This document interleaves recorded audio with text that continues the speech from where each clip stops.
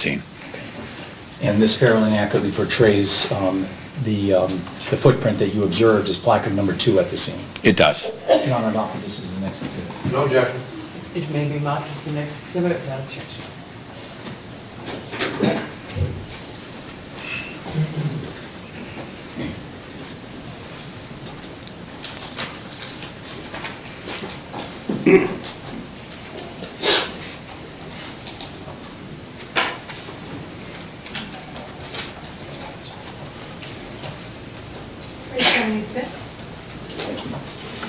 I can publish that, please.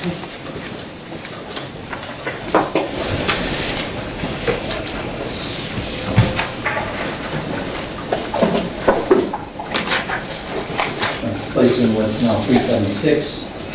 On the overhead, this is the photograph that I just showed you. Yes. And this is the natural size of that footwear impression, also known as where the location placard number 2. Correct.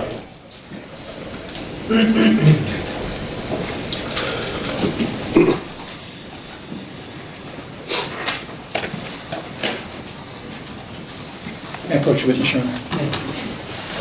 Sir, if you would, I'm just going to ask you to explain to us how you were then able to, first of all, did you make a comparison of these two items? I did. Okay, and just describe, how did you do that? It's simply an overlay, again, knowing that this known impression is the size of the impression, that's the size of the known shoe. And this has been enlarged to natural size, so we know this is the impression as we saw it at the scene. And it's simply placing the known impression over the top of the placard to the unknown impression. And once that is done, features within the impression are now compared visually to the class characteristics that the known impression has.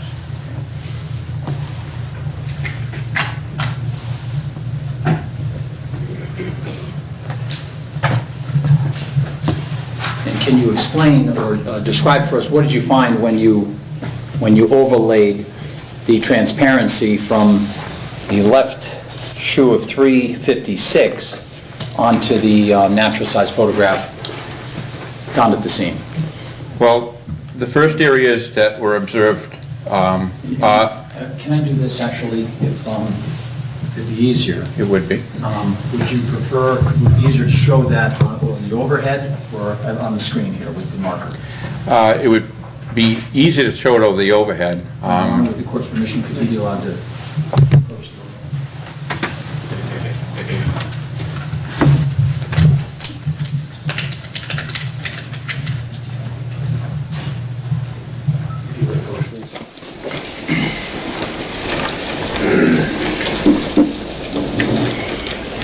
Okay, so I'm just going to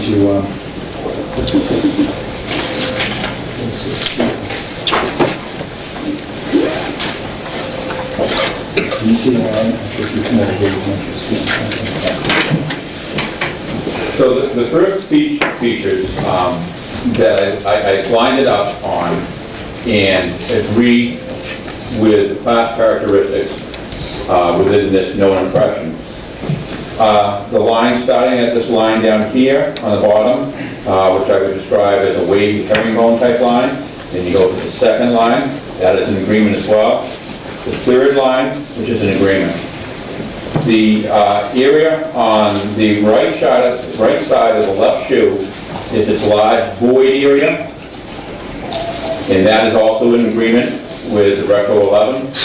On the bottom half, on the bottom part of the heel, there is a void area in the bottom of an Air Jordan tread design that goes laterally with the bottom of the heel, and that is an agreement.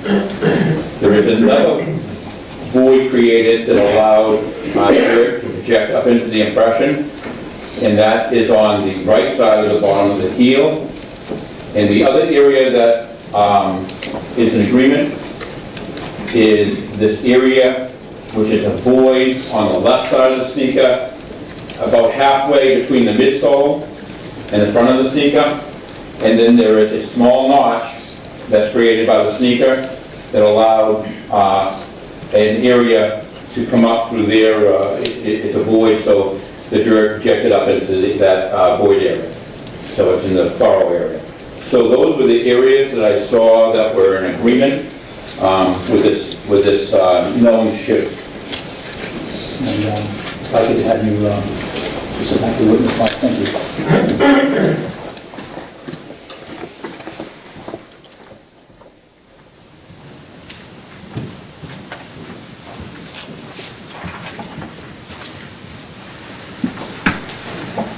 Sir, if you could, beginning at the bottom with that marker, you would indicate the areas of agreement that you just described to this jury. Okay, starting on the bottom of the heel of the shoe. Well, Your Honor, we just did this, I objected. Yes, objection sustained. Your Honor, the only thing I'd say is there's some... If there's something else, if there's something different that has not already been pointed out, he may. Sir, was there any additional areas of agreement that you'd like to point out? No. Now, with regard to those areas of agreements, were you able to formulate an opinion to a reasonable degree of certainty whether the shoe, the Nike Air Jordan 11 Retro Low, was consistent with the footwear impression that you found at Placard 2? Yes, my opinion was that it was similar in manufacturing and design, in physical size. And by physical size, I mean the relative location of these components within the footwear impression, and were consistent with the Retro 11 Air Jordan size 13.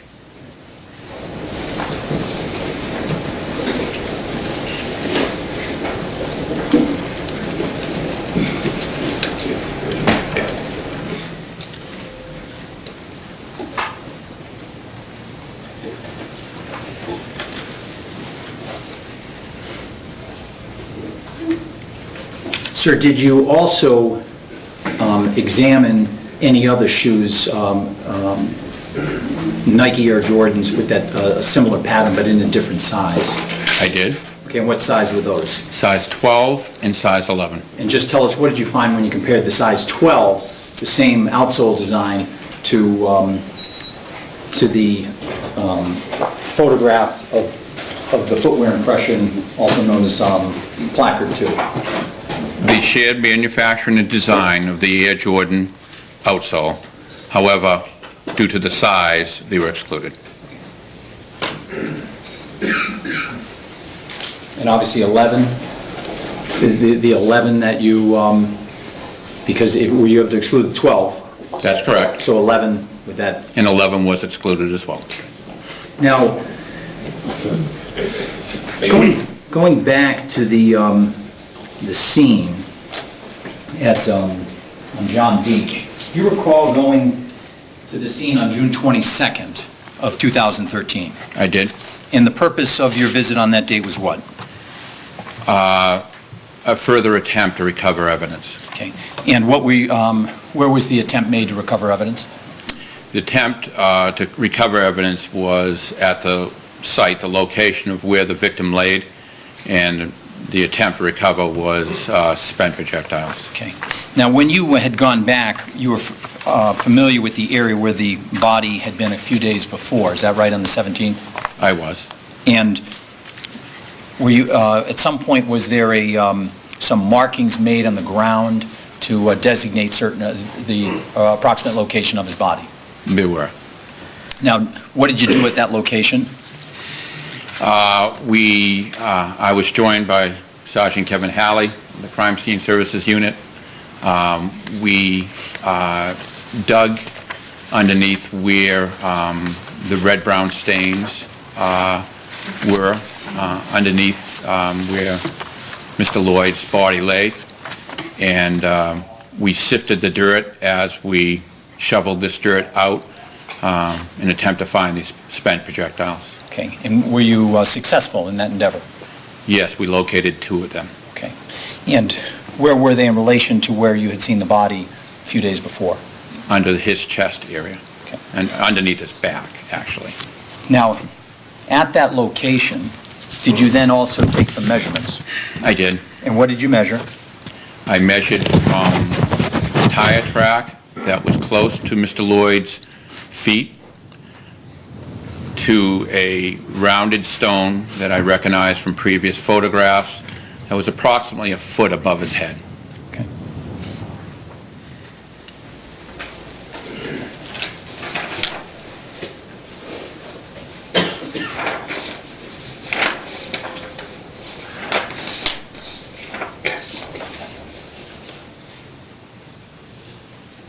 Approach, Your Honor.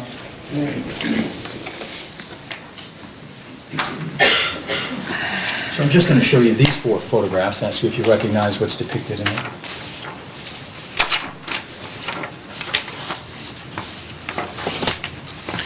Yes, this is the gravel pit photos that I took on June 22nd of 2013. And do they fairly and accurately portray the scenes that you photographed? Yes. Your Honor, I'd offer these as the next exhibit. No objection. Maybe Mark is the next one.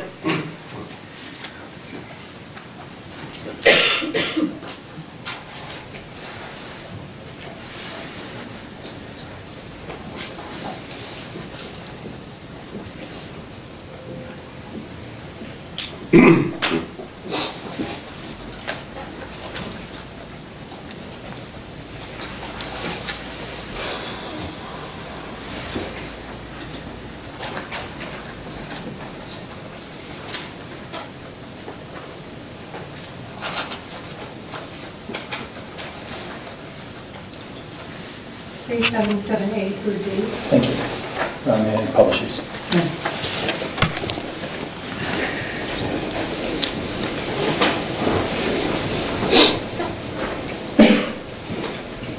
So I'm just placing 377A on the overhead. You recognize this photograph? I do. You just tell us what is this? That is the gravel pit with the perspective of being beyond where Mr. Lloyd was laying, looking down towards where the tire tracks and the footwear impressions are off to the left. You still can see some of the plastic remaining. And the tire tracks in this photo also have, I put cones on top of the tire tracks so you could see the approximate location as they move through the pit. Or at least the outside tire track that's closest to the victim. Now, did you also, were there some markings made around with the approximate area of his body? Yes. Is that shown in this photo? Yes. Is this area here? Right, there's a semicircle with the letter H next to it. What does that represent, sir? Head, And was there also a corresponding mark down below? correct. And what was that? I don't know if there was actually a letter put there, but that would indicate just below where his feet were. Okay. Is this photograph taken after you did some digging? Yes, Is this the area, is this area showing the area that you dug? correct, and you can still see the yellow flags that indicated where the projectiles were located in that scene. And sir, actually, you had indicated you could see in this photograph location that plastic we talked about earlier in your testimony. Correct. It's actually, if you look down there, there is 2 pieces of plastic. This plastic here is not the plastic I'm referring to. This larger piece is not what I'm referring to. That was loose plastic. I believe it was loosened during the digging process. A little further down, you'll see a shiny area. That area there is the plastic in question that was embedded in the ground on the same evening that we were there, June 17th. And again, that designates that area we've been talking about as placard 2. Correct. That's that washed out area where silt and sand sifted down the hill. I'm just showing you 377B. Is this just a different perspective of that same area? Yes, now I'm looking up the hill, and you see the tape measure in place. The rock is approximately right on top of the tire track, and so the tape is going up towards where Mr. Lloyd laid. Now, sir, when you were at this location, Well, first of all, are you familiar with what's referred to as acceleration marks? Yes. Okay, well, what is that? When a vehicle begins and does not have traction, it will, if it's on tar or on a hard surface, the wheels may spin. If it's on sand and gravel, it just may loosen up some ground as it gains traction before it starts moving. Did you note any acceleration marks in the area when you were there June 22nd, 2013? Yes. And where is that? Is Right that where- shown here? Where the cone is sitting on that black pebbly gravel substance or tar substance. Is that an area, am I accurately pointing to that area? Yes.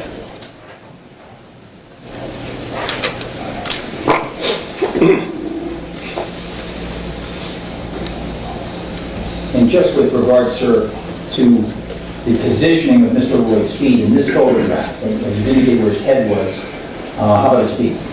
His feet is that semi-orange circle, a little bit above that, right in this area here. Am I accurately pointing there? You are. In this material over here, this, can you just, do you know where this came from? Yes, we had set up a tarpaulin in that area, and as we removed dirt, we sifted it, it went into the tarpaulin. What you're seeing is results of that tarpaulin being tipped. It's in an effort to, make sure we didn't miss any evidence during the sifting process. It would, go down into the tarpaulin. So was that created on June 22nd? That's right.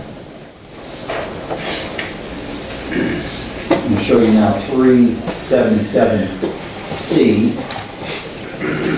Recognize the scene depicted in this photograph, sir. Yes. What does this show?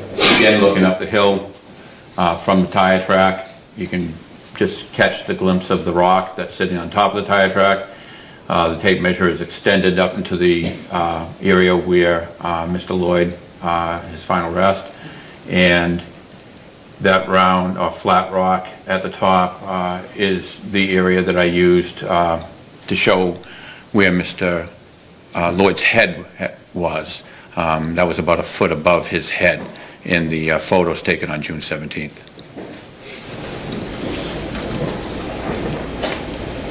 And now at 377D, recognize this photograph, sir. Yeah, now it's more of a close-up of the tape right at that flat rock. Okay, and that's the rock you're pointing, I think you said Mr. Lloyd's head is approximately a foot below that. That would be correct. And so, did you measure the distance from that tire track to the top of where his head lay? Yes, Okay, and what was that approximate distance? 13 feet 6 inches.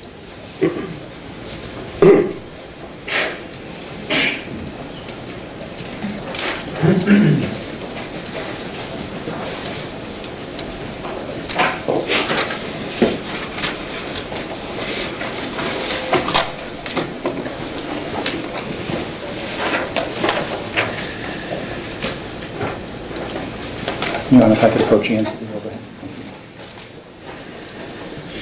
just going to show you marked as 71. You're familiar with the scene, sir? Yes. And what does this scene depict? This is a picture taken looking out of the gravel pit towards John Deach Boulevard. I believe it was a picture taken on the 17th, and you can catch sight of the tire track moving through this black pebbly gravel or tar substance. The perspective of the picture, Mr. Lloyd would be behind the area where this picture was taken. The footwear impressions would be off to the left, and that would be the exit to take to leave that gravel pit. And I'm just going to focus your attention that a minute ago I was asking you about acceleration marks. You make note of this area here, so Yes, that's where I observed them.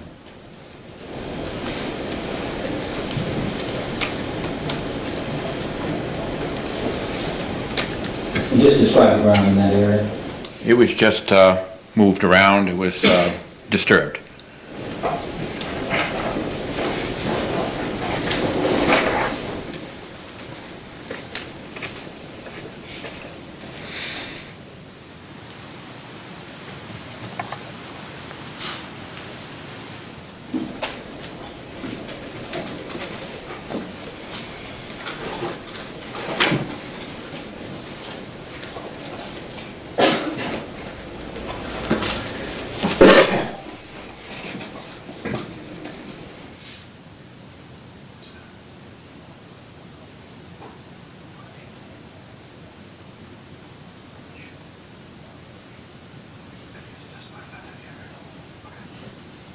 Sir, in the course of making, you've indicated that you made transparency from the left shoe of the Nike Air Jordan Retro 11, is that right? Yes. And did you also use some other method of taking an impression of the shoe? I did. And what method is that? It was the use of a substance called biofoam. Okay, and just if you would explain to the jury, what is biofoam? Biofoam, it is a foam-type material, and when depressing into this foam-type material, whatever you depress into it, it will retain the characteristics of the item. And in this case, I depressed the Retro 11s, and I also believe in the other one I depressed the Air Jordan Futures into this in a further attempt to gain the ability to see the class characteristics that are on the bottom of the shoe tread. So this is helpful because now we are seeing what it would look like on the ground, not when you flip a shoe over, which is the mirror image. So you put it on this biofoam, and now you can see what the image of the class characteristics of the bottom of the shoe would look like, and you can retain that and make observations from that. Okay. Does it give you a three-dimensional perspective of the sole of the shoe? It does. Okay, Your Honor, may I approach? I'm just going to show you this item and ask you if you'd take a look at it.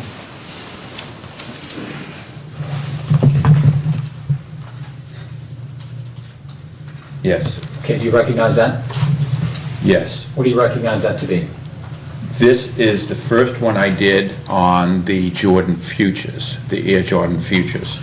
And that is depressing the shoe tread into this biofoam and capturing the detail that is on the bottom of the shoe. Okay. And you said this was the first one you did. Did you do another one? I did.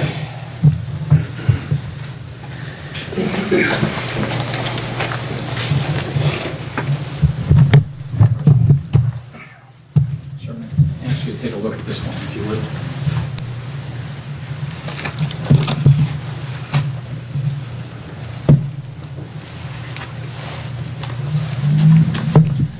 Yes, And you recognize that? I do. And what do you recognize that to be? This is the second one I did utilizing the Air Jordan Retro 11, size 13, and depressing this into the biofoam to capture features of the class characteristics of the shoe tread. And this shoe was, whose shoe? This shoe here, Yes, sir. a shoe that was brought to the lab, it's a Retro 11. And the Retro 11 is the, in terms of the sizing compared to the transparency, is there anything different about this one? No, And how about, did you make comparisons with the Future between this biofoam and that one? yes, And was there any difference in terms of the characteristics and design? I saw no differences. Your Honor, I would offer these, or ask that these be marked as an exhibit. Is there anything written on the outside? I have no objection to the actual. I have no objection, Your Honor. Maybe mark as next exhibit.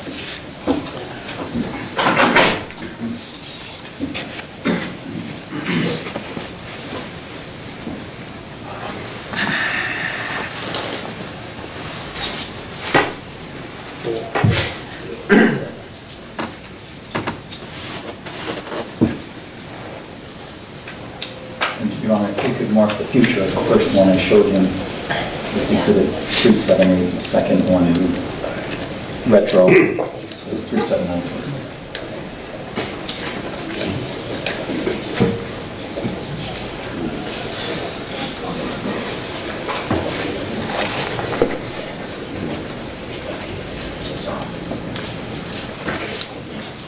I don't know if I can publish this.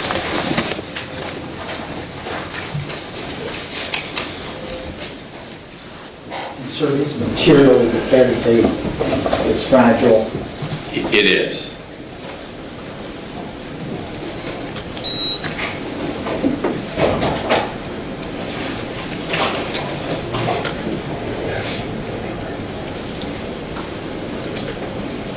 So what I have on is 378, which is the expression of the future. Do you recognize that? I do.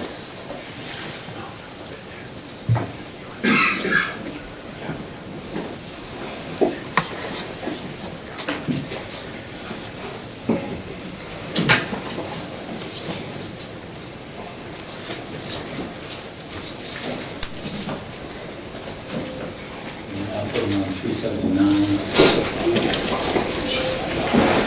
And that would be the impression of the Nike Air Jordan Retro 11, is that correct? Yes.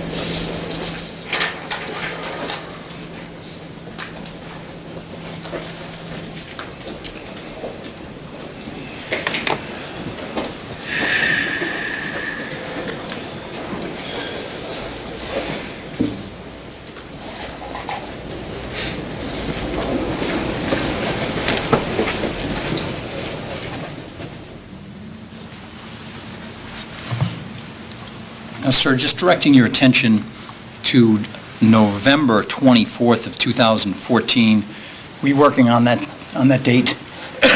I was. And on that date, did you participate in the execution of a search warrant? I did. And where was that search warrant executed? Do you remember the address? Is that 22 Ronald Meyer Drive? Yes. And the purpose of the search warrant on that date, were you looking for particular items? Yes. And what items were you looking for? We're looking for 3 pairs of sneakers. Okay, and what kind of sneakers were you looking for? We were looking for a pair of Retro 11, white patent leather sneakers. We were looking for a pair of Creative Rec Low Cesario sneakers. And we were looking for a pair of brown Spizike hiking boots, Air Jordan. And again, during the course of your testimony, I've shown you pairs of those types of shoes, is that right? Yes. Okay.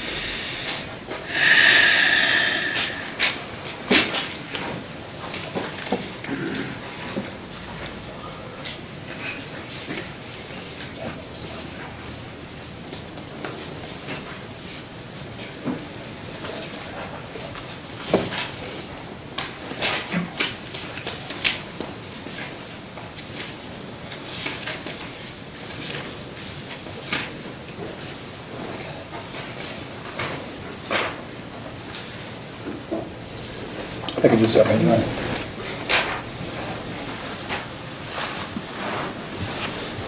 So I'm placing 232 on the overhead.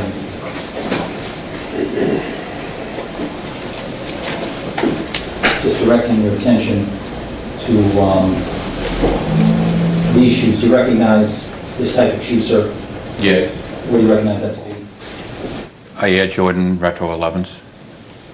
And right next to it? Those are the Air Jordan hiking boots, Spizikes. And just right below it here. Those are the Creative Rec Los Acerios. And on the date of November 24, 2014, did you search that same area, that closet area? Yes. And what, if anything, did you find?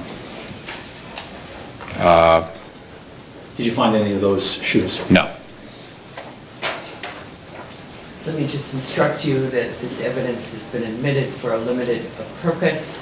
To the extent that you may find it relevant, you may consider the witness's testimony regarding what was not located during a search in November of 2014 as part of your overall assessment of the adequacy of the police investigation in this case and for no other purpose. You may dismiss. May I approach? I'm just going to show you a photograph. Ask you if you recognize it. Yes. What do you recognize that to be? That is the same closet that you just showed me a photo of. Essentially the same angle. It's a little bit higher. Okay. And on what date was this photograph taken? November 24th. 2014. That's correct. You know, if I could have another document, this is the next exhibit. Any objection? No, Your Honor, sorry. It may be marked as the next exhibit.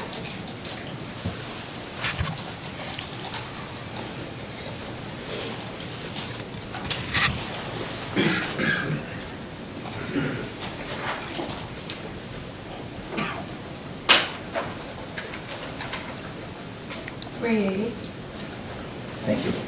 I published this one.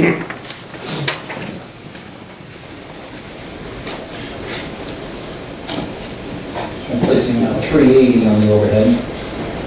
Recognize this is the photo I just showed you. Yes. Does that fairly depict what was located in the closet on that tape? Yes. Now, you indicated the three pairs of shoes that you were looking for were not present. Did you search other areas of the home? We did. What other areas did you search? We searched a large walk-in closet adjacent to the master bedroom that contained a large amount of footwear, including sneakers. Okay. Were there other areas of the house searched as well? Yes. And to the extent that that home was searched for those shoes, did anyone find shoes matching the description of what you were looking for? No. If I could have one moment, Your Honor, please.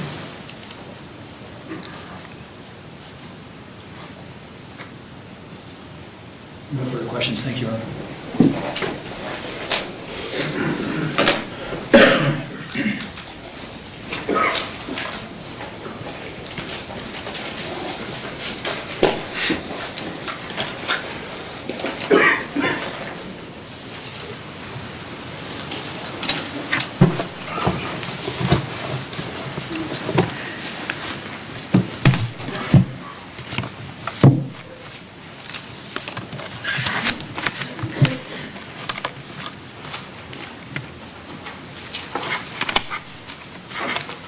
Good afternoon, Lieutenant. Good afternoon, Counselor. You've been with the Massachusetts State Police for 28 years, right? Yes, sir. And you've been involved in this investigation from June 17th, 2013 through today, right? Yes. In fact, you were promoted from sergeant to lieutenant during the course of this investigation, right? Yes, sir. When did that occur, sir? August of 2014. Okay. Now, am I correct that you have met with Trooper Eric Benson, the lead investigator, dozens of times over the past 21 months regarding this case? That would be accurate. Okay. And is it fair to say that you've met with the prosecutors numerous times over the past 21 months regarding this case as well. That also would be accurate. And you've met numerous times with many other members of the prosecution team over that same time span, haven't you? Yes, but yes. Okay. And you're part of that team. Is that fair to say? No, You don't consider yourself part of the prosecution team in this case, Lieutenant? I do not. Okay. You consider yourself a detached and independent scientist? Is that what you're telling us? I'm not a scientist. Okay. But you don't consider yourself part of the prosecution team? I do not. Okay. Well, is it fair to say, sir, that you've done lots of things in this case other than footwear impression analysis? I coordinated this case, but I had a lot of help. You had a lot of help from a lot of other law enforcement personnel who were participating, right? When I mean help, I mean other members of the lab that work with me. Okay. Other members of the lab did work on this case, right? Yes, sir. Okay. But you personally have done lots of different things over the past 21 months in this case, haven't you? I have done a lot of things on this case. Okay. That is correct. Okay. And some of them involve supervising other people, right? Yes, sir. And some of them involve doing stuff yourself, right? That would be accurate. Okay. So just to go over, so just in the first week of this investigation, you were at the scene on June 17th, right? Yes, sir. Okay. And the following day, June 18th, you personally photographed the execution of a search warrant at Mr. Hernandez's home, didn't you? Yes, sir. Okay. And also on that same day, June 18th, 2013, you asked the CARS unit of the Mass State Police to do some forensic mapping, right? I think the initial request was on the 17th, Counselor. Okay. I know it continued into the 18th, though. Okay, but that was your request, right? Yes. Okay. And the day after that, one day later, on the 19th of June, you directed crime lab personnel to collect some gunshot residue stubs from the Altima, right? No, sir. Okay. That was not at your direction? Is that what you're telling us? That is correct. It was not at my direction.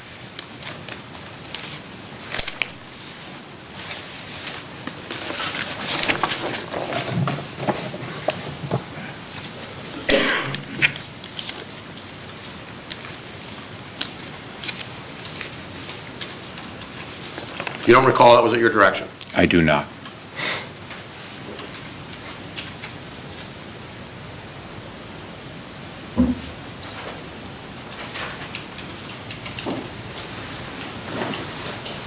Show your document, sir. Draw your attention to that part. Does that refresh your recollection that you requested on June 19th, 2013, that gunshot residue stubs be collected from the Nissan Altima? I see what this form No, I'm says. sorry, I don't want you to, the form is not evidence. I just want you to tell us if that refreshes your recollection that you made that request to other members of your lab on June 19th. I see this, yes. Okay.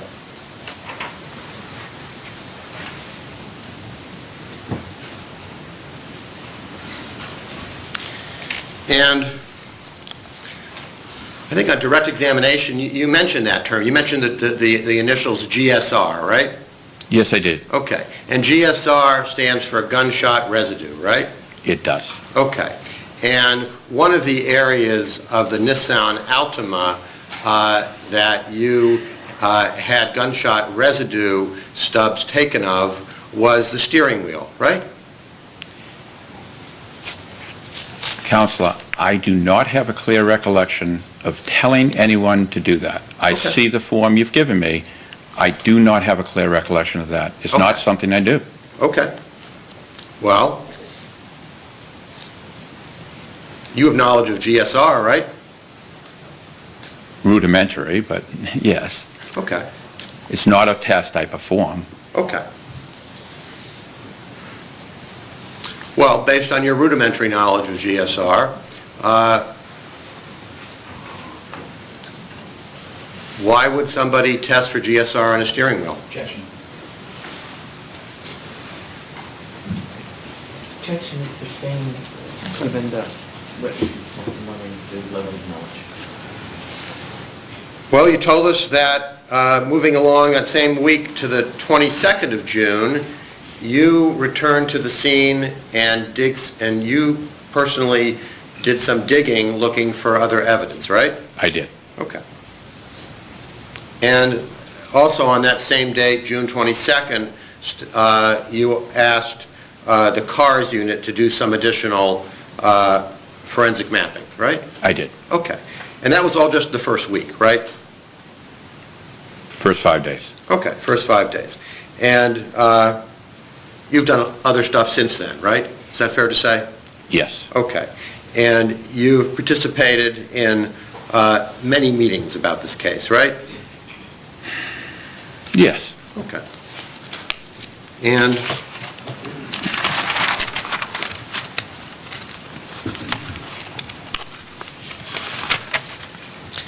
over the course of the last 21 months, you've developed a lot of knowledge about the case, haven't you? Yes. You've learned about a lot of the evidence in this case that has nothing to do with footwear impressions, haven't you, sir? I think that's accurate. You've learned about the results of some witness interviews, haven't you?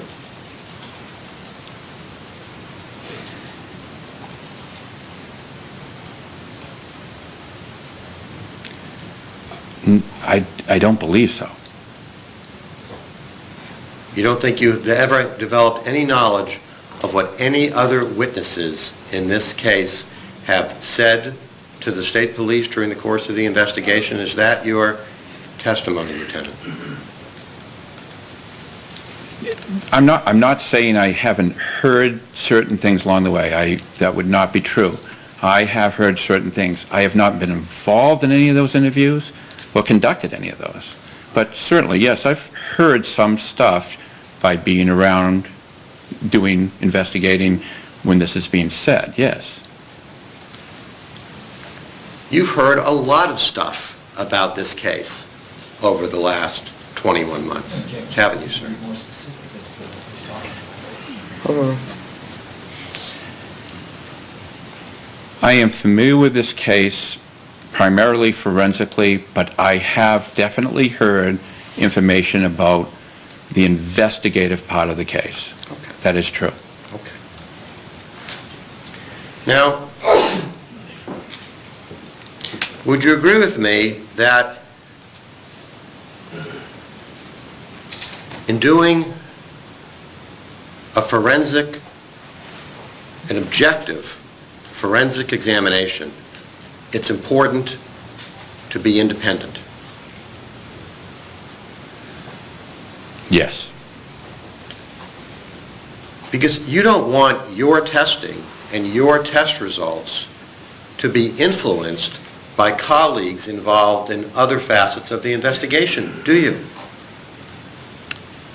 I wouldn't want it influenced by anybody. I'm sorry? I would not want it influenced by anybody, whoever that was. Anybody, and that includes your colleagues involved in other facets of the investigation, right? That is correct. Because that could result in bias infecting your testing and your test results, right? It could, And you wouldn't want that to happen, would you? certainly not.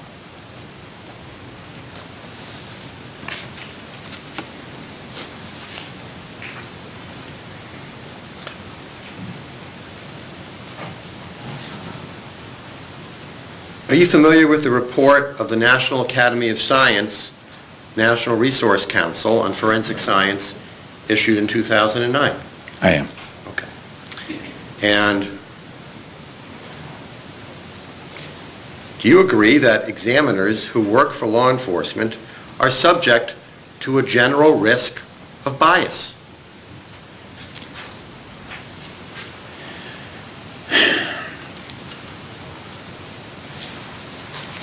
Confirmational bias exists. It So is a you hu- mentioned the term confirmational bias, right? Well, it's mentioned in the National Academy of Science when you Okay. talk about bias. Okay. Confirmational bias, what does that term mean to you, sir? What it means to me is if I see something and I infect the person and verifying it and inject my thoughts on it, it would influence him.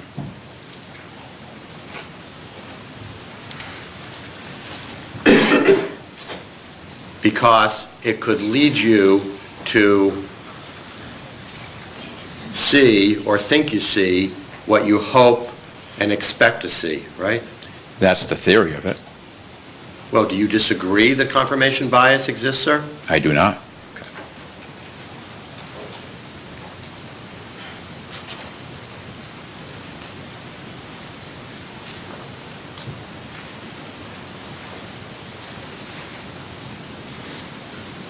Would you agree that it's important to avoid outside influence of any kind in performing your examinations?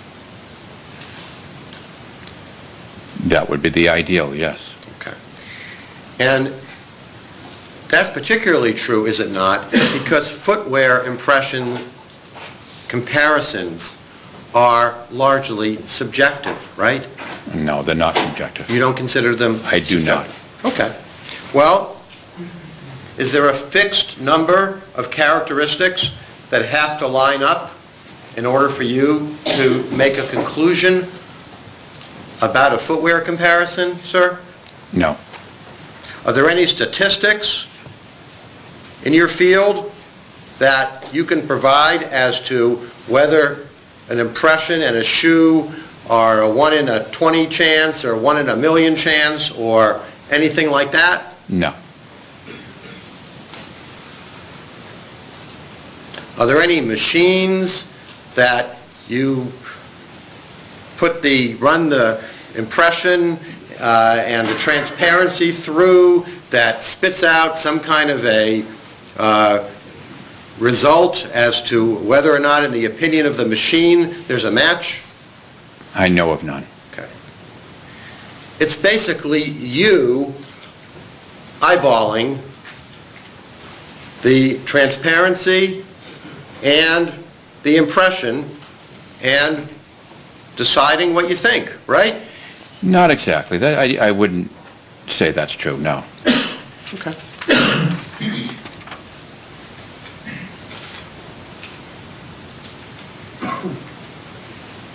Well, didn't you tell us on direct examination that in this case, you took a transparency and you put it on top of an impression, right? That is true. Okay. And you looked at it with your eyes, right? Yes. And you drew some conclusions about what you saw, right? Yes. Okay.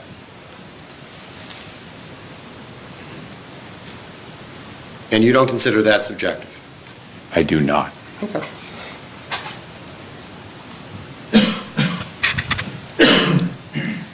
Is it fair to say that over the course of your career, you've testified many times in court?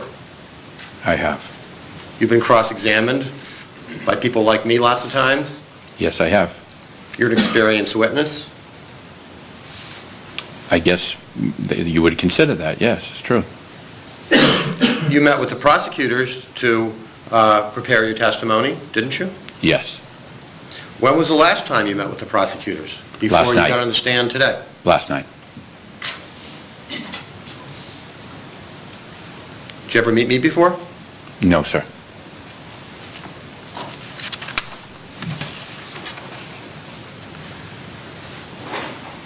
Would you agree with me, Lieutenant, that the opinions that you offered today are based on your training and experience? Yes. Okay.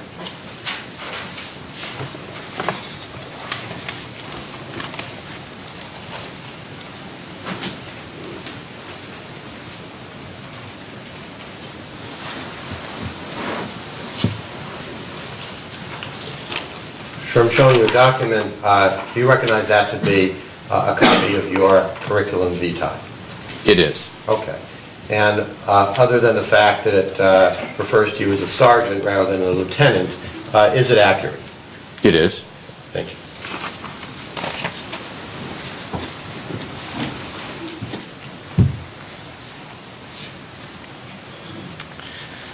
Now,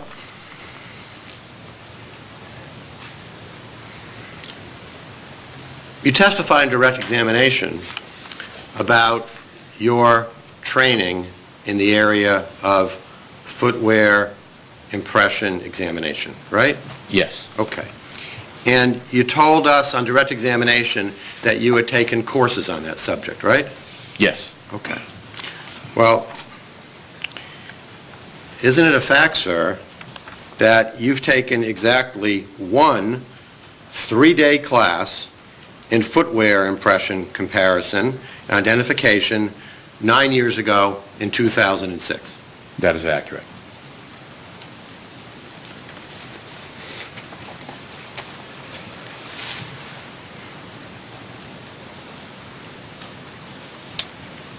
Now, you're familiar with the International Association for Identification, the IAI, aren't you? I am, sir. I'm a member. Yes. You're a member of the IAI. Yes, sir. Okay, well, then you know, do you not, that that organization has a certification program for footwear examiners, right? I am aware of that. Okay. And to be certified as a footwear examiner, you have to take a written test, and then you have to take a casework test, right? That is correct. And you have to pass both of those tests to be certified as a footwear examiner, right? Yes. You're not certified by the IAI as a footwear examiner, are you? I am not. You've never taken that test, have you? I have not.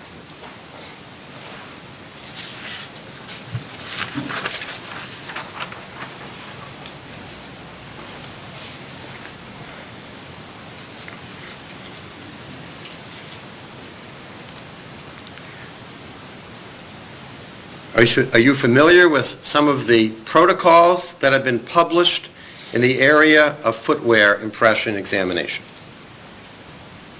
Specifically by, Well, let's start with, do you ever hear of an organization called SWGTREAD? That's the acronym, SWGTREAD? yes, a scientific working group? Yes. Right, okay, so you've heard of that, right? Certainly. Okay. And you know then, do you not, that SWGTREAD that's a scientific working group set up by the Department of Justice for footwear examiners, right? And tire tracking. Footwear and tire track Yes, sir. examiners. Okay. And you know that SWGTREAD has published guidelines, right? I am. Okay. Are you familiar with those guidelines? Verbatim, no. Well, in general, are you familiar with them? Certainly. Okay. Now,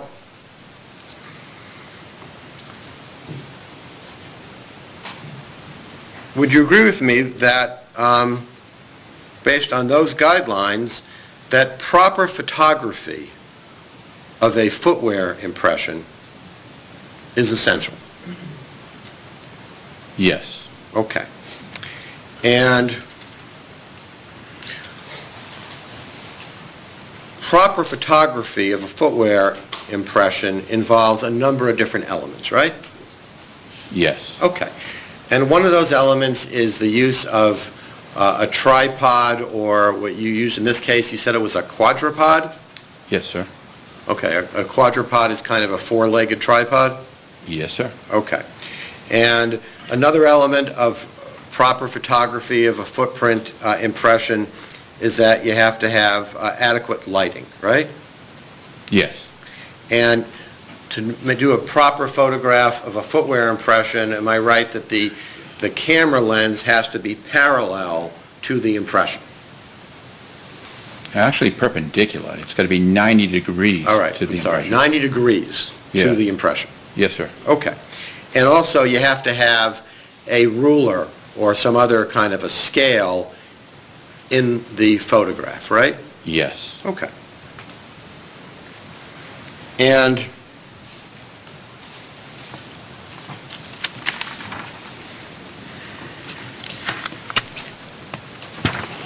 the protocols that have been published by SWIG-TRED also address, do they not, the use of transparencies as test impression standards? Yes. Okay. And you told us about transparencies a few minutes ago, right? Yes. Okay. And you told us, did you not, that you make transparencies so comparisons can be made? Yes. Okay.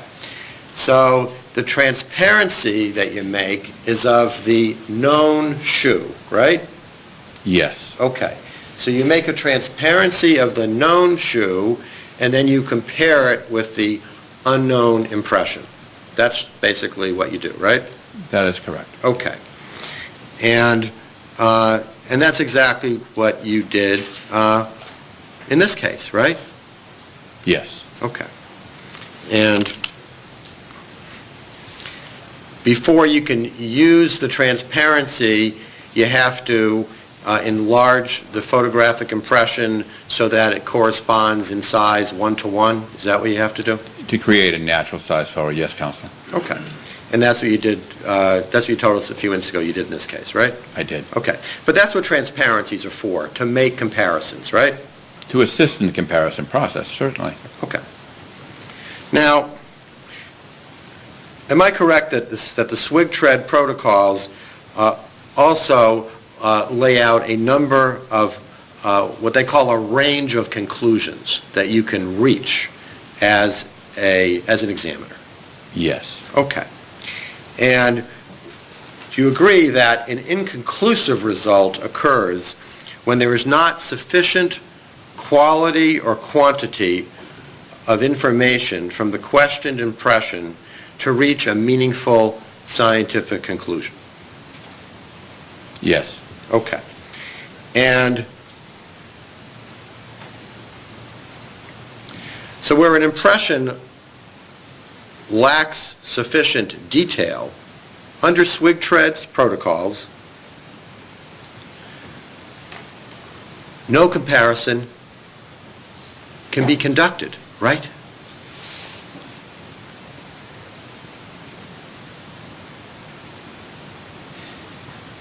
Correct. Because if, in the opinion of the examiner, the impression lacks sufficient detail, it lacks sufficient detail to make a comparison to something else, right? Yes. And in fact, your own laboratory has its own manual, right? That is correct. And your own laboratory's footwear, tire track, and other imprints procedure manual lays out its own range of conclusions, right? Yes. And you're obligated to follow that manual, right? Yes. Okay. And that manual provides, does it not, that where there are, quote, insufficient class characteristics or individual characteristics to make a determination of the impression, to make a determination, or the impression was of insufficient quality the conclusion is inconclusive, right? Correct.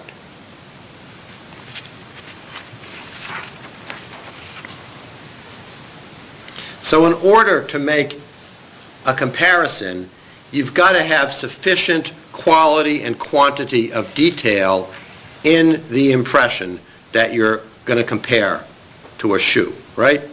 Yes. Now, Lieutenant, let me turn to the specific things that you did in this case.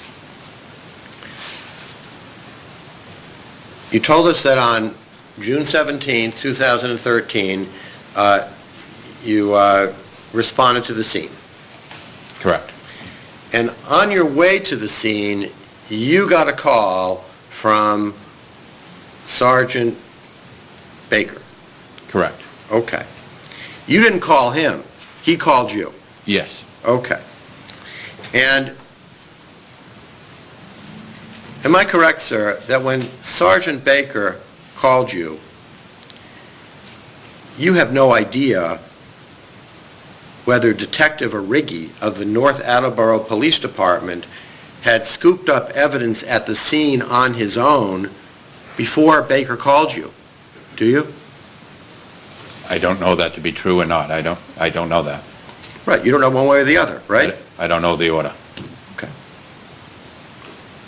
So you responded to the scene, and you told us there were lots of law enforcement officers there, right?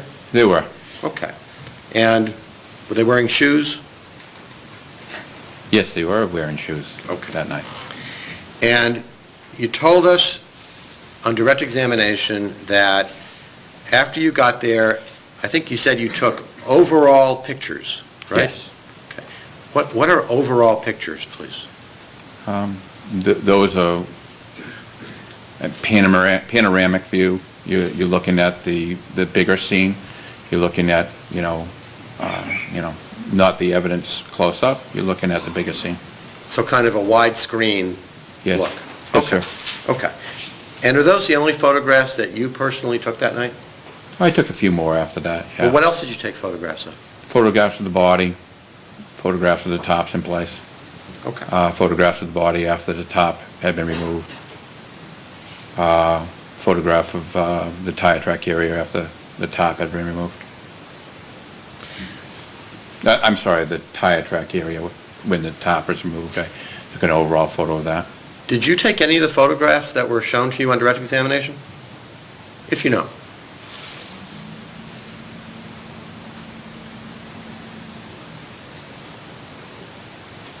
I don't recall. Okay. Well, am I correct that you did not take photographs of footwear impressions that night? I did not. Okay. But you did direct Trooper Sylvia to photograph two footwear impressions, one at placard 2, which was later labeled 9-1-09, and one at placard 3, which was later labeled 9-1-10, right? Yes, sir. Okay. And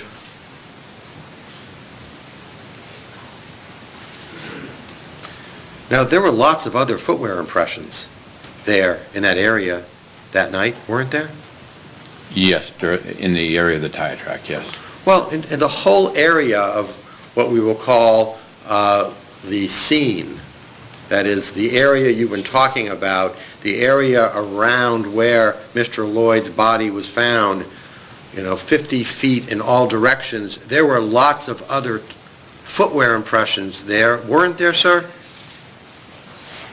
None that I observed anywhere near the body. Well, that wasn't my question, was it, sir? Well, in that 50 feet area, Yes, sir. there were the two impressions, Yes, sir. placard 2 and 3, in that sandy area there. There were none more in that area. And then 30 to 50 feet going out of the pit, there were a number of footwear impressions that now were covered by the top. There were no other footwear impressions in that 20-foot, 30-foot circle around the body. ground was so hard, nothing was impressing on it. I did not observe any other footwear impressions other than the ones near the tire tracks and over by where placard 2 and 3 were, in that 50-foot radius that you've quoted. So all of the footwear impressions that you testified about on direct examination, that when you were looking at the shoes of the first responders, those were not in that area? They were in that area of the tire track that was covered by the tarpaulin and adjacent to it, yes. Okay.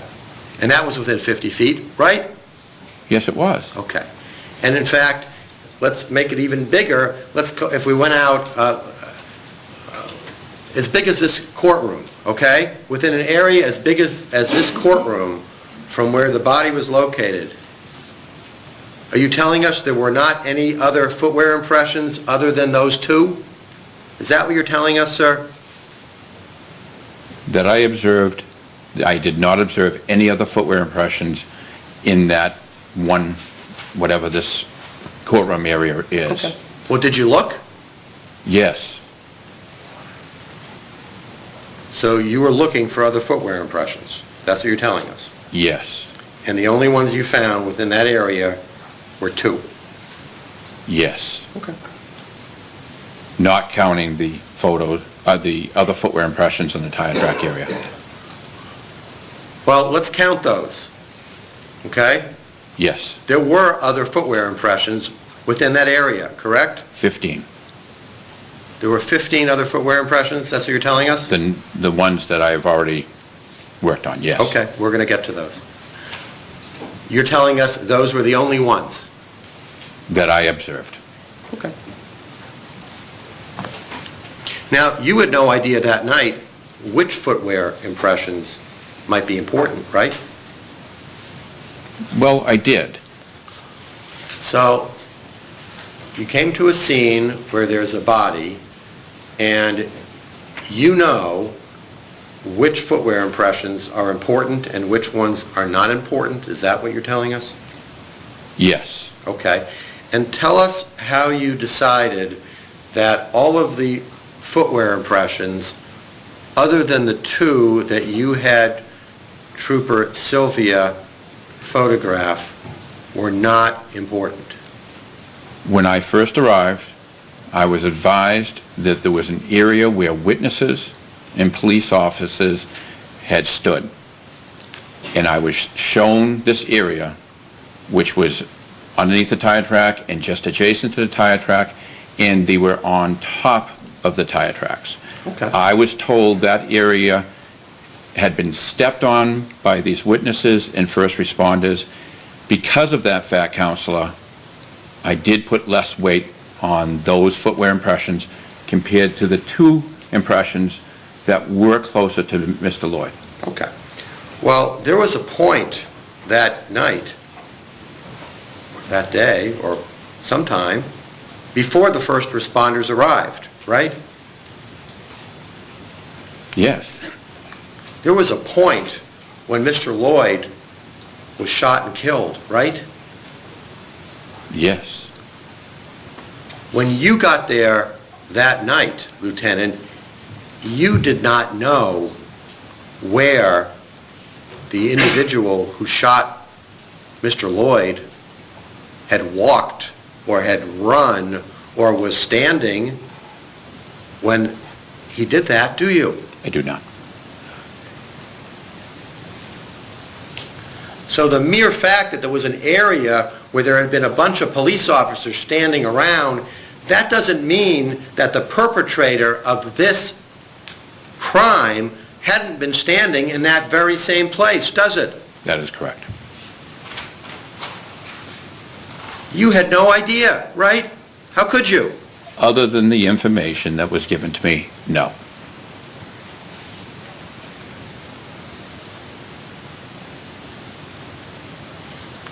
But you decided to only document those two footwear impressions, right? Right.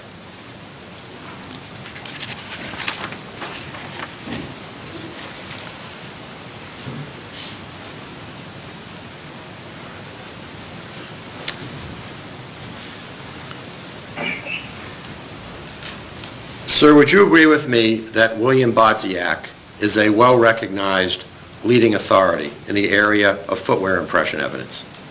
Yes. And would you agree with me that his book, Footwear Impression Evidence, is recognized as authoritative in the field? Yes. Okay. You've seen this book before, right? I have that. Okay. Now, on direct examination, you were asked some questions about dental stone casting, right? Correct. Okay. And you understand that that's one way to document and preserve a footwear impression, right? Three-dimensional. Three-dimensional, okay. And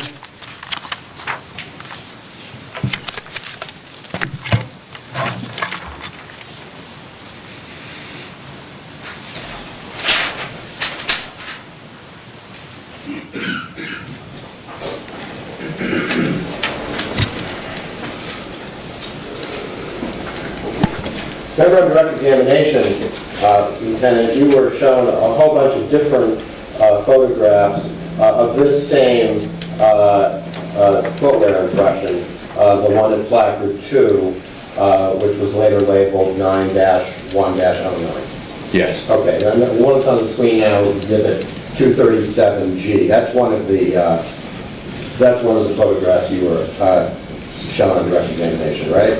Yes. Okay. And that's a three-dimensional impression, isn't it, sir? Yes.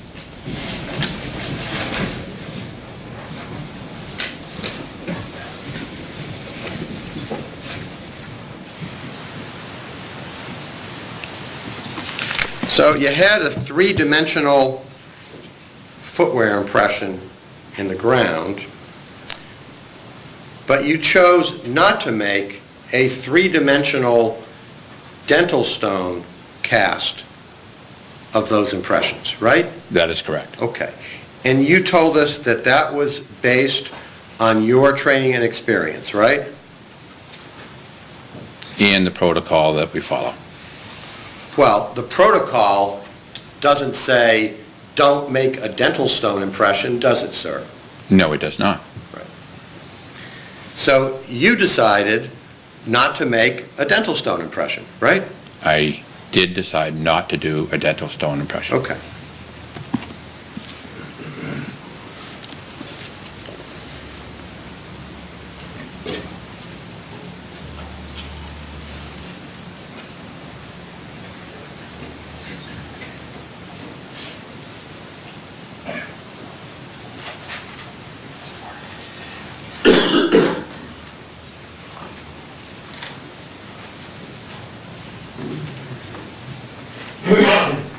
So I'm just going to read you a little excerpt of Mr. Bodziak's book on the subject of the importance of casting three-dimensional impressions and ask you if you agree with him, okay? Go ahead, Counsel. Okay. I'm not going to read you the whole section. I'll read you the first few sentences and the last few sentences. This is from page 97 of Mr. Bodziak's book, Footwear Impression Evidence, 2nd edition. Quote, "The question is often asked as to whether it is necessary to cast every footwear impression located at the crime scene. The answer is yes, and there are many good arguments which support casting every impression." And let me just read you now the concluding portion of this section. "All impressions, whether in soil, sand, snow, or even underwater, are suitable for casting. Cast should always be made of three-dimensional impressions. Evidence that is left at the crime scene is lost forever." Close quote.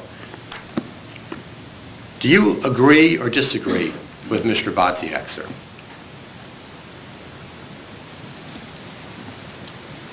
I am aware of Mr. Bodziak's Do standing. you agree or disagree with those statements, sir? Your Honor, can I ask him to break that down, because that's a compound Okay. number? Well, I will be happy to do that. Thank you.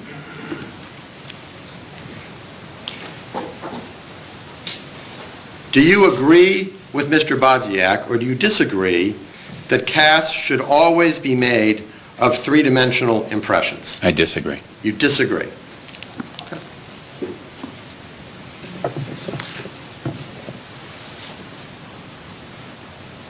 So based on your 1 3-day course in footwear examination in 2006, you have a different opinion than Mr. Bodziak, right? The one sentence you just read to me, I disagree. Okay.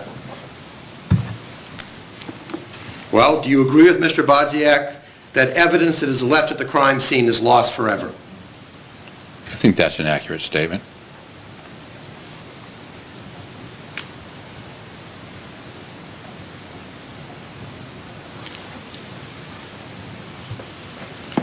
Now, you told us on direct examination that in your opinion, photographs are better than dental stone casts, right? It has been my experience that photographs have been more helpful to me in comparison. Okay. And a photograph, that's two-dimensional, right? That is correct. Okay. And a cast is three-dimensional, right? Yes. And that impression in the ground that night, or those two impressions at placards 2 and 3, those were three-dimensional, right? Agreed. Okay. Now, you could have done both, right? Yes. But you didn't bother to do both, right? I did not do both.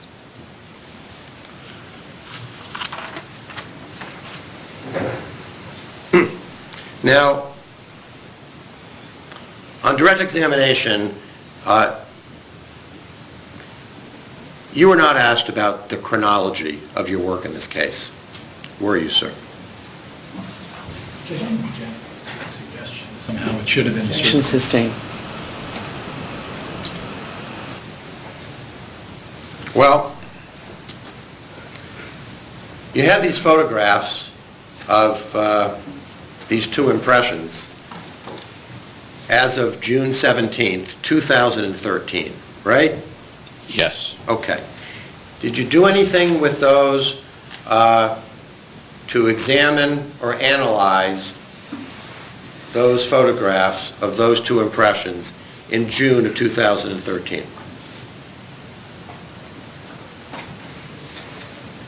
No. Did you do anything to analyze or examine those two impressions in July of 2013? No. How about August of 2013?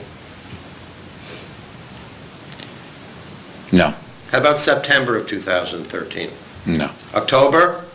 No. November? No. December? No. Okay. 2014. Did you do anything to examine or analyze those two footwear impressions in January of 2014? No. How about February of 2014? No. Okay. And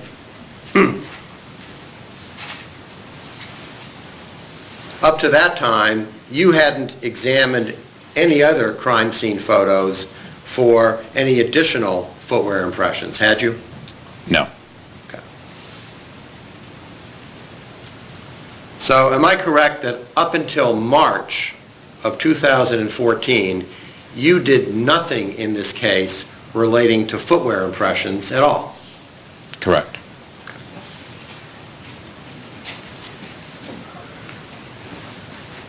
But you did examine them, did you not, on March 18th, 2014? Yes. Okay. And that was your first examination of the impression at placard 2, 9-01-9? Yes. Okay. And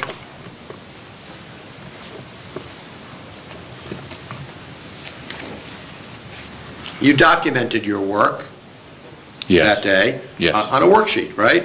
Yes. And that's your practice, right? Yes. Okay. And Trooper Mackin assisted you? I don't recall.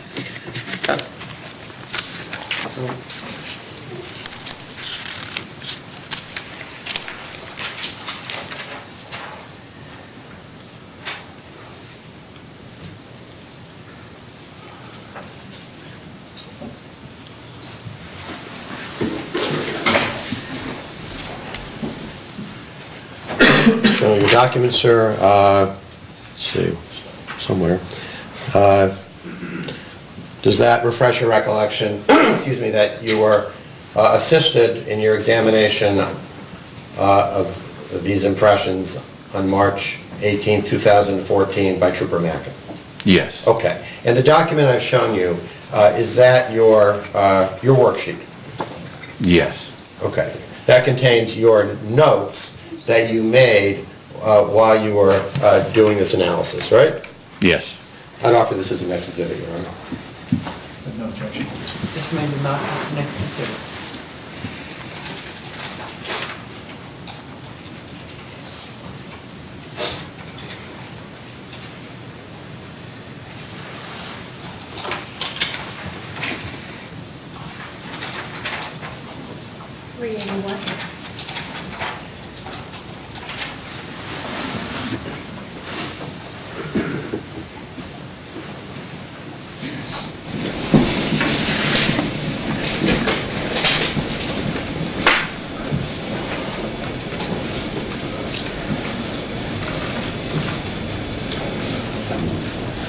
Mr. Farrar, could you turn on the monitor right there? So I can- And that no longer works. Oh, all right. Well, that's okay. I'm showing you 381. This is, you said this is your worksheet for March 18, 2014, right? Yes, sir. Okay. And a little bit more. And you actually examined 3 different impressions on that day, right? Yes. Okay. And the first impression was 9109, right? Yes. That's the one that we were talking about that was at placard number 2, right? Correct. Okay. And the second one, that's 9-1-10, that's the impression that was at placard 3, right? Yes. Okay. And this third one that you looked at, 42-2. Yes, sir. Okay. And that was a footwear impression that was on the back of the front seat of the Altima, right? I object.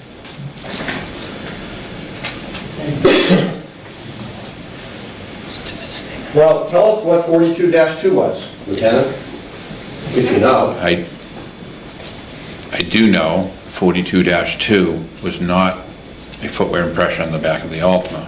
What was it? It was a footwear impression on the back of the front passenger seat of a Chrysler 300 that I examined at North Attleboro PD on June 30th of 2013. Okay, my apologies. So that was a footwear impression from a different vehicle. That is correct. Okay. So let's get back to 9-1-09. On this worksheet, you set forth your observations, right? Yes, sir. Okay. And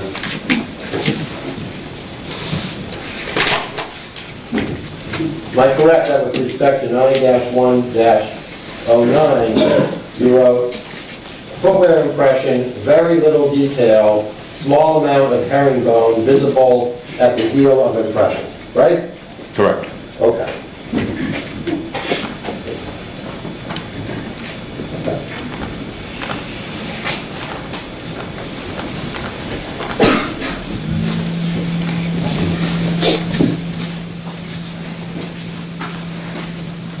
And after you completed your examination of these impressions in March, you wrote a report, right? Yes. Okay. And that report, and That's required under your protocols, right? Yes, To write a report that sets forth your findings, right? yes, Okay.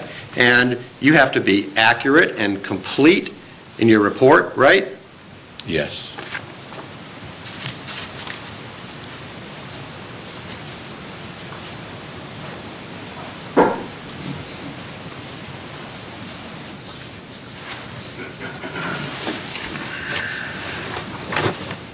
Sir, is that a copy of the report that you wrote documenting the results of your examination of these footwear impressions on March 18th, 2014?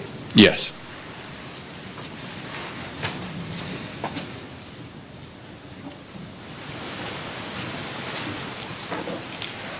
And when you wrote your report, you were being as complete and accurate as possible, weren't you?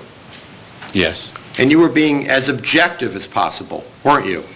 yes, And am I correct that with respect to 9-1-09, that is the impression at placard number 2, that your report stated, upon analysis, the above item was found to possess detail which lacked sufficient quality and quantity to conduct any further comparisons? Is that what you wrote? that is part of my findings, yes. You went on to write, did you not, this item was noted to have a small amount of a herringbone pattern in the heel area of the impression, right? That is also correct. I'm sorry? That is correct. And then you went on to write, did you not, even though there was not sufficient area in which to make comparisons, I was able to exclude item 43-4, both right and left shoes, due to the fact that it contained no herringbone pattern, right? That was my statement, yes. Okay. There's nothing else in your report about 9-1-09, right? No, Okay. That's the entirety of your results, right? that is correct. Okay.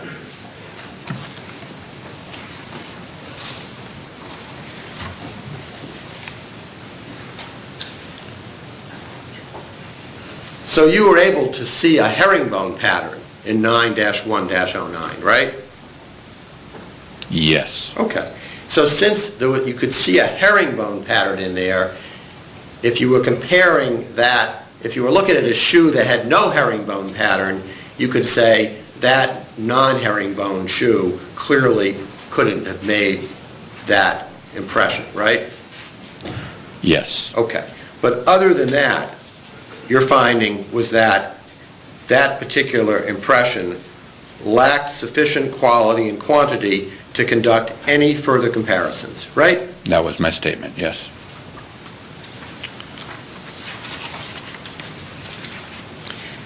Now, with respect to the impression at placard 3, 9-1-10, you made findings about that one too, right? I did, Okay. And with respect to that one, you found, did you not, that that one, the one at placard 3, did have detail that was sufficient for comparison? I did, Okay. So since that one had detail that was sufficient for comparison, as opposed to the other one that didn't, you went on to compare some of the first responder shoes that you had photographs of to the placard 3 impression, right? that's correct. Okay. And when you did that, I think you told us this on direct examination, that 2 pairs of the, what you knew to be first responder shoes were found to share a similar manufacturing design to the impression at placard 3. Yes, Okay. And then you further indicated, did you not, in your report with respect to the one at placard 3, that a more comprehensive analysis could not be made due to the limited information submitted. I did say that, yes. Okay. So you were being cautious, right, with respect to placard 3? My statement related to I didn't have the shoes available to me. Okay. Meaning you didn't have the first responder shoes? I was acting on a photograph. Okay. But you had enough detail in the impression from placard 3 to do comparisons. That was your finding, right? Yes. But you didn't have enough detail in the impression from placard 2 to do comparisons. That was your finding, right?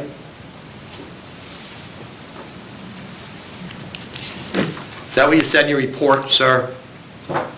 But I also went on to say that I could exclude shoes that did not have that type of wave herringbone pattern. Right. If there was no herringbone, you could exclude them, right?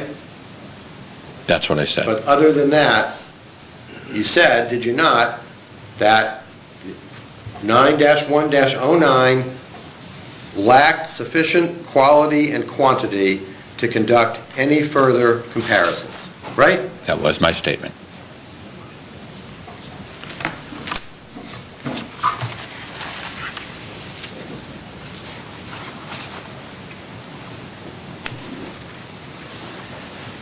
Now,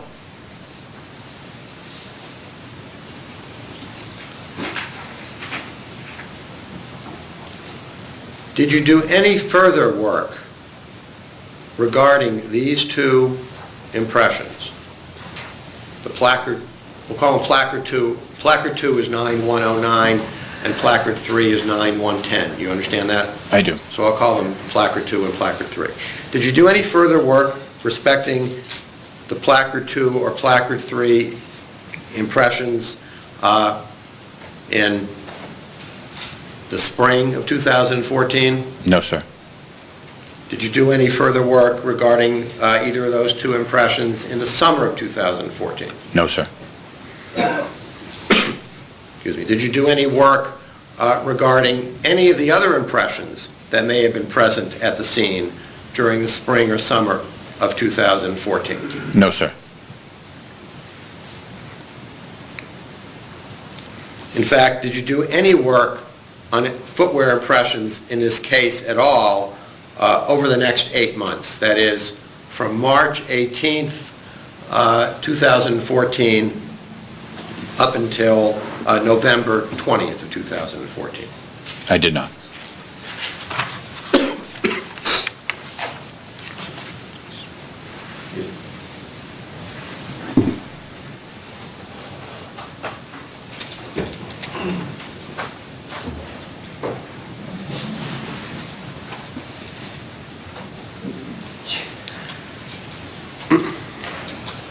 But on the morning of Thursday, November 20th, 2014, something happened, didn't it, Lieutenant? Yes. Okay. And the something that happened is that you met with the lead investigator in the case, Trooper Eric Benson, right? Yes.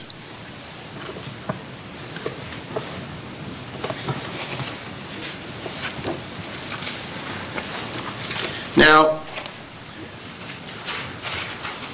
Trooper Benson doesn't work for Crime Scene Services, does he? He does not.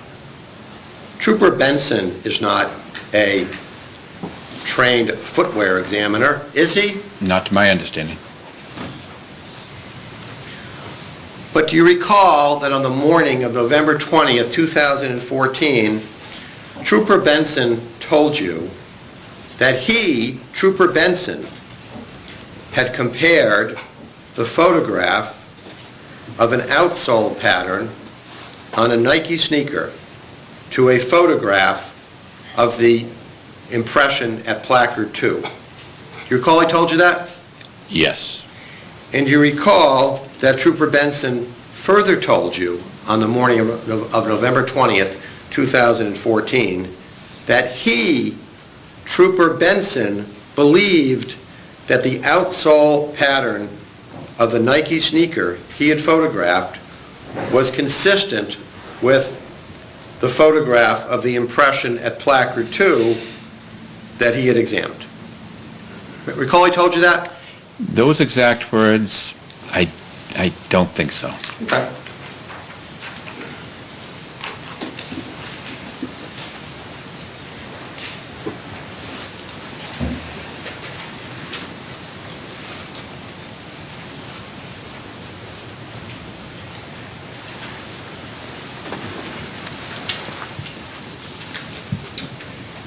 showing your document, directing your attention to the bottom couple of paragraphs. Please read that to yourself. The last paragraph, Counselor? This one. Oh, I'm sorry.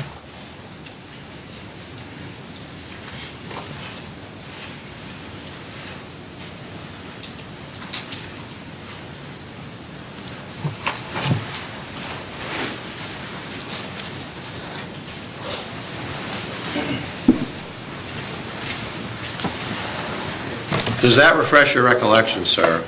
I see what he said in his report, yes. Okay. Well, does that refresh your recollection that Trooper Benson told you on the morning of November 20th, 2014, that he, Trooper Benson, had done this comparison and that he believed that the outsole pattern of a Nike sneaker he had photographed was consistent with the impression at Placard 2? I still don't remember those exact words. Okay. He certainly spoke to me, but Counselor, I don't remember those exact words being said to me. That's fair enough. Whatever his exact words, sir, do you recall that that was the gist of what he told you?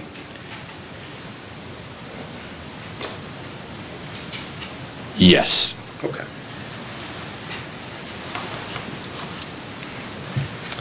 And when he was referring to the impression at Placard 2, you understood that to be the very same impression that you had concluded back on March 18th, 2014, based on your examination, lacked sufficient detail to make any further comparisons, right? With the ability to exclude herringbone patterns, yes. Okay.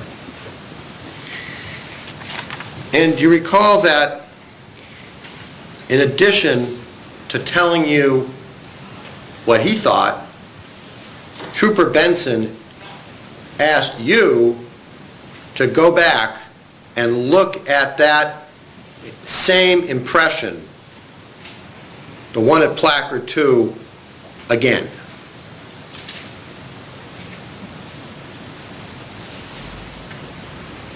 I had nothing to compare it to, so Well, there was a conversation, and the results of this conversation was, great, you saw something, I need the shoes to compare to this impression. That was the gist of the conversation. okay. Well, but you had already made a finding in your report that that impression didn't have sufficient detail to compare it to anything. Isn't that correct, Lieutenant? Saying you may read from the report. Okay, thank you, Ron.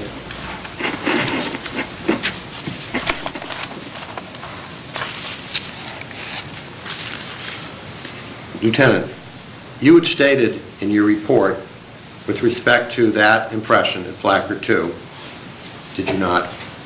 Quote, "Upon analysis, the above item was found to possess detail which lacked sufficient quality and quantity to conduct any further comparisons."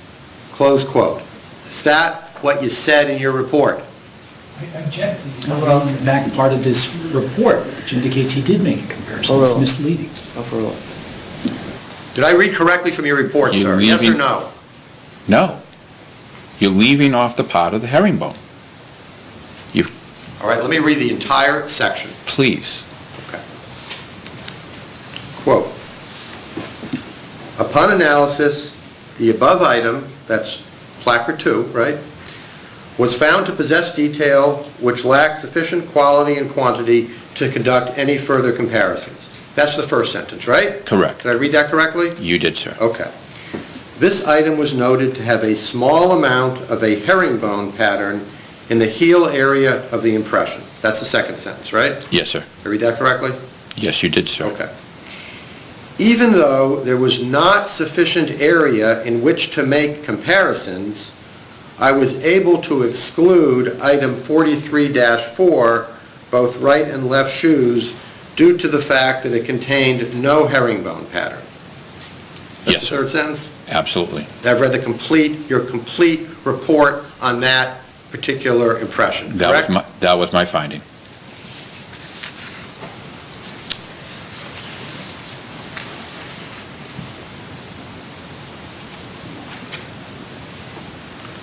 Do you recall that Trooper Benson asked you to perform a reanalysis of the footwear impression marked at placard 2? Yes.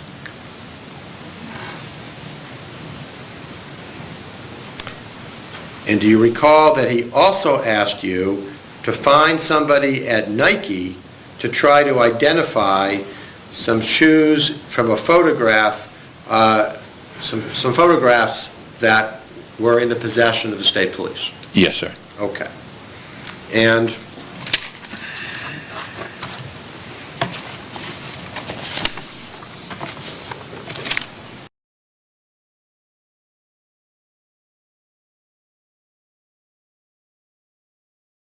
understood to have been taken at Mr. Hernandez's residence to send to somebody at Nike? Yes, sir. Okay.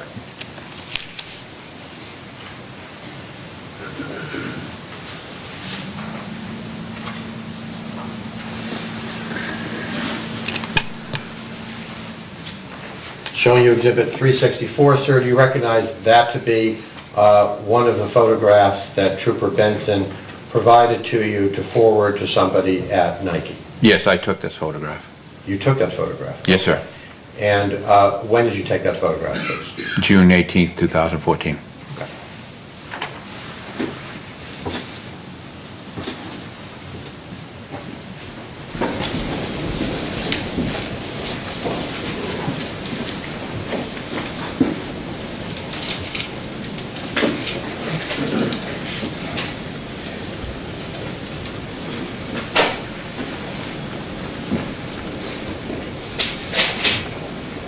That's Exhibit 364. That's the photograph you took on June 18th? Yes, sir. 2014? Yes, sir. That you sent to somebody at Nike Yes. in November of 2014? Yes, sir.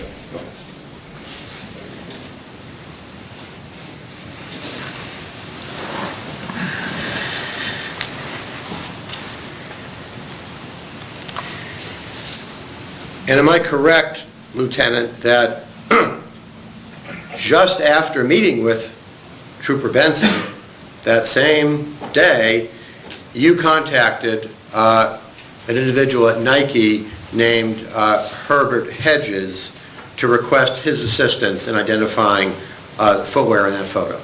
Yes. Okay.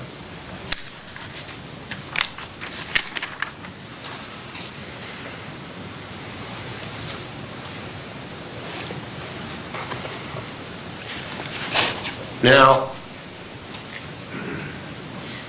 am I correct that 5 days after you met with Trooper Benson and he requested that you do a reanalysis of the placard 2 impression, you did do a reanalysis of the placard 2 impression, right? I did. Okay. And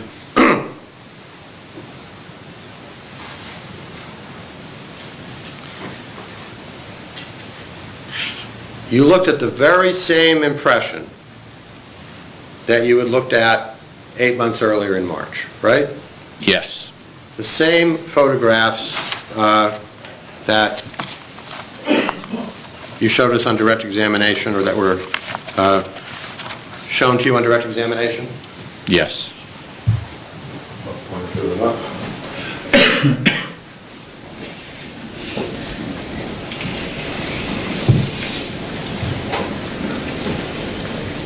This is 237J.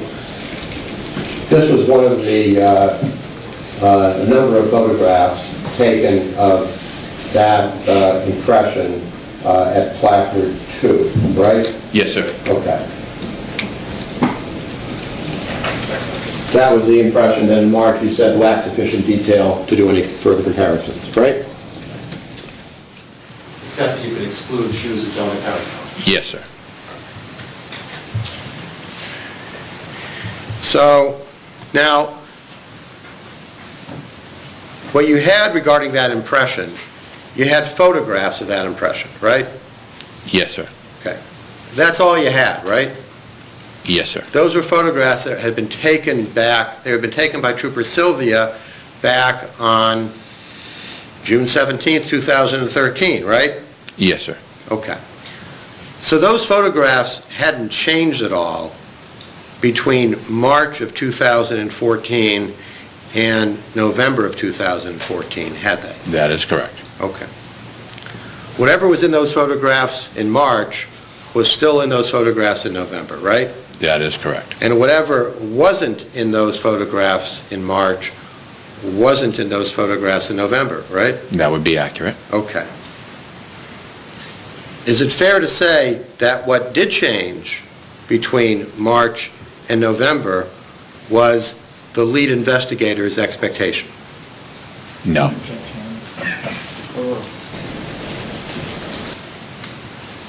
Well, he asked you to look at it again, didn't he, in November? Yes or no, sir? He did. Okay. And you looked at it again, right? Yes or no? With a pair of sneakers Well, available to Before we me. get to a pair of sneakers, sir, whatever is in that photograph is in that photograph, right? That is correct. Has nothing to do with a pair of sneakers. It has to do with a photograph, I would right? disagree. Okay. Well, when you said in March of 2014 that the photograph of that impression lacked sufficient quality and quantity to conduct any further comparisons, what did you mean? With the information I had in front of me, exactly what you read, Counselor. The information you had in front of you was the photograph, right? Yes, sir. The conclusion that you reached in your report had to do with a photograph, right? Yes. You didn't say in your report, if you give me a pair of shoes, I'd be happy to make a comparison, did you? No, I did not. You said in your report that the photograph lacked sufficient quality and quantity to conduct any further comparisons. Objection. Didn't you? It's a mistake. He's not reading that second statement in proper context. Why don't you include in your question the last sentence? Very well, Your Honor. You said, sir, in your report, did you not, that the photograph lacked sufficient quality and quantity to conduct any further comparisons, but it did have some herringbone in it, so you could exclude shoes that don't have herringbone. That is accurate.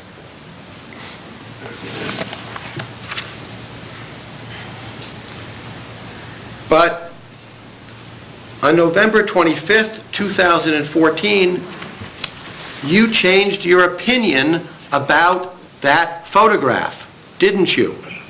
Yes.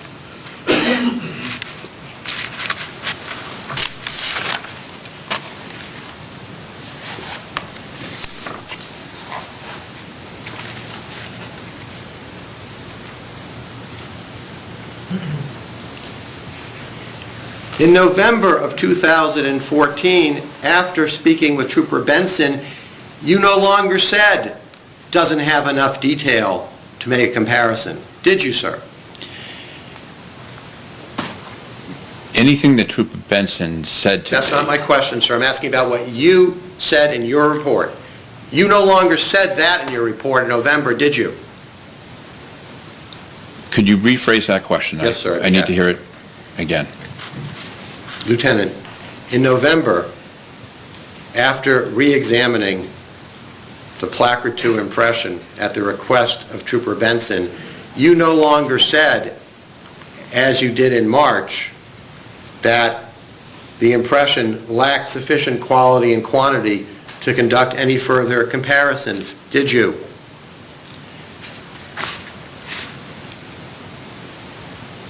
I said that after I had a pair of sneakers in front of me, not because Trooper Benson said it. Well, that wasn't my question, sir. Okay, then I did not, that's not true then. What's not true? The fact that Trooper Benson had a That wasn't my conversation. question, sir. My Well- question was, I'm asking about you, not Trooper Benson.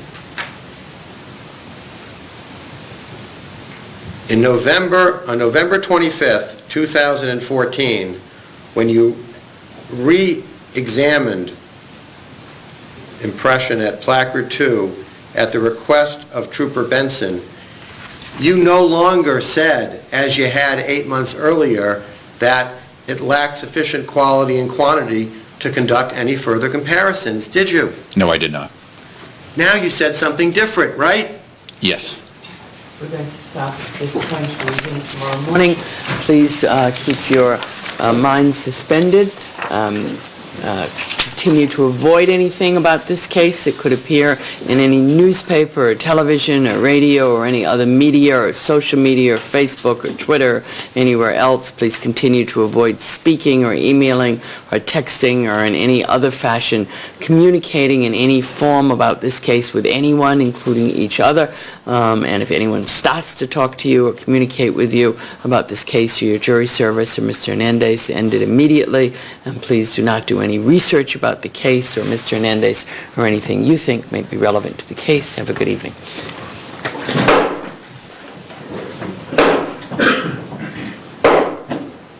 Hear ye. All persons having anything further to do before the Honorable, the Justice Susan Dodge of the Superior Court, now sitting at Fall River within and for the Commonwealth, depart and give your attendance here tomorrow morning at 9 a.m., to which time and place the sitting of this court is now adjourned. God save the Commonwealth of Massachusetts. Court is now adjourned.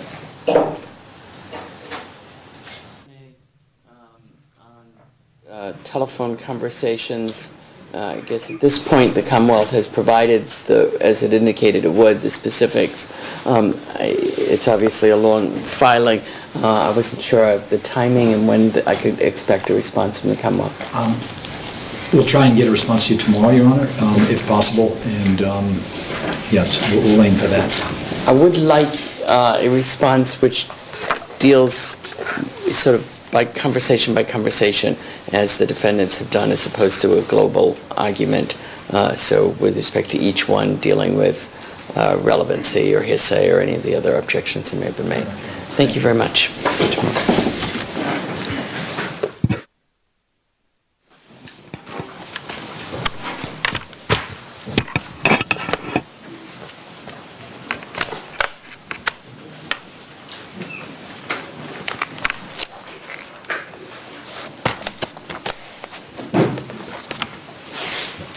Would all rise? Court's going to stand in recess.